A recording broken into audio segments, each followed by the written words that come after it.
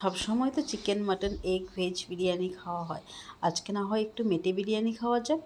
তার জন্য প্রথমেই আমি 2 কাপ মতো চাল নিয়ে নিয়েছি। আমি 4 জনের মাপে বানাচ্ছি। আর আগে থেকেই আমি জল গরম বসিয়ে দিয়েছি। জলটা ফুটে আসলেই স্বাদ মতো নুন, তেজপাতা আর গোটা গরম মশলা দিয়েছি, যেমন জায়ফল, জয়িত্রী, ছোটো এলাচ, বড় এলাচ, লবঙ্গ, ব্ল্যাক পেপার আর শাহি জিরে দিয়ে ভালো করে চালটা ফুটিয়ে নেব 70% মতো। আর এদিকে আমি কিছুটা পেঁয়াজ বেরেস্তা করে নিচ্ছি। পেঁয়াজটা কিন্তু আমি একদম তেল শুদ্ধ উঠাইনি, তেলটা চিপে চিপে উঠিয়েছি।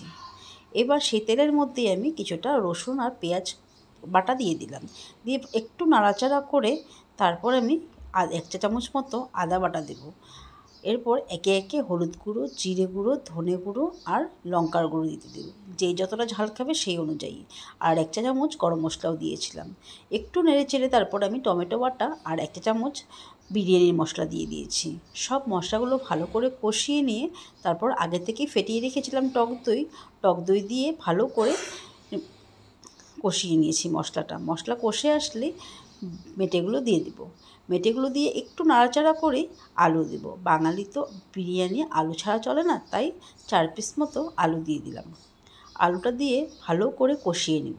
আর সাইডে কিন্তু আবার একটু গরম জল বসিয়ে রেখেছি, এখানে কিন্তু গরম জল দেব।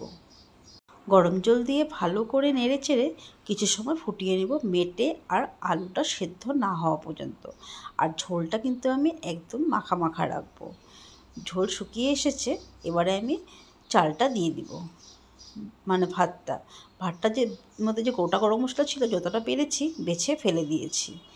এবারে একে একে ওপরে কিছু মশলা দেব, যেমন প্রথমেই দিয়েছি গোলাপ জল, তারপরে দিয়ে দিয়েছি কেওড়া জল, তারপরে মিঠা আতর, তারপরে দিলাম একটু ফুড কালার দেব।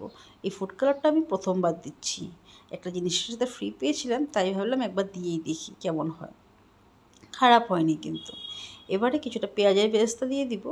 এর ওপর দিব আমি 2 চা চামচ মতো ঘি দিয়ে দিব। ঘি দেওয়া হলে তারপর আবার কিছুটা বিরিয়ানি মশলাও ছড়িয়ে দিব। এবার ঢাকা দিয়ে দিব আর গ্যাসটা একদম লো আঁচে রেখে আমি 20 মিনিট মতো রেখে দেব। আর উপরে একটা শিলপাটা ভর দিয়ে দিয়েছি। 20 মিনিট পর এসে পড়েছে। 20 মিনিট পরেও কিন্তু ওঠাইনি, তারপরেও আবার 10 মিনিট মতো ঢাকা দিয়ে গ্যাসটা অফ করে এমনিই রেখে দিয়েছিলাম, তারপর উঠিয়ে নিলাম। খেতে কিন্তু দুর্দান্ত হয়েছিল। তো আমার ভিডিওটা কেমন লাগলো কমেন্টে কিন্তু অবশ্যই জানাবেন। আর যদি ভালো লেগে থাকে তাহলে কিন্তু একটা লাইক করে দেবেন। আর কেউ যদি না বানিয়ে থাকেন আমি বলবো একবার ট্রাই করে দেখবেন, দারুণ লাগে কিন্তু খেতে। ধন্যবাদ।